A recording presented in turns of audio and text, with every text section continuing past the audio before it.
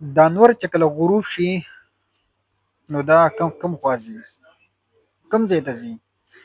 بخاري شریف کې حدیث مبارک دی چې کله انور پریوتو نو نبی علیه الصلاۃ والسلام د حضرت ابوذر غفاری رضی الله عنه نه پوښتنه وکړه، تپوس یې وکړو چې دا انور پریوتو نو دا کم خوا ځي، چېرته دا انور لاړو؟ نو صحابیو ته فرمایي چې الله او د الله رسول ته ښه پته ده چې دا انور کم خوا لاړو.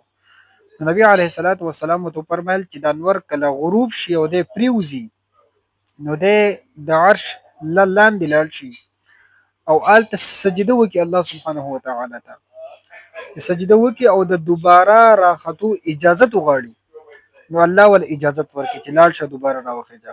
نو دی د بیا په ورځې چې کله راخیږي نو د مشرق نه راخیږي نو ورځ کېږي.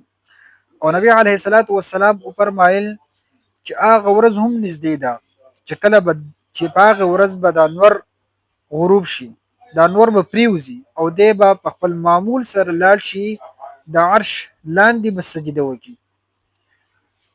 نو دا سجده به د قبول نشي او دی به د دوباره راختو اجازت وغواړي د الله سبحانه وتعالی نه، نو اجازت په ولا ور نه کړی شي، اجازت په ولا الله سبحانه وتعالی ور نه کړي او دا به ورته ووایي چې د کم ځای نه ته راغلی هغه ځای ته واپس لاړ شه.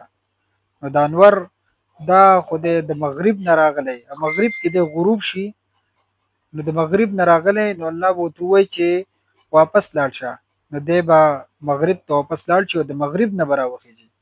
نو دا د قیامت علامه ده چې انور به د مغرب نه راخېږي.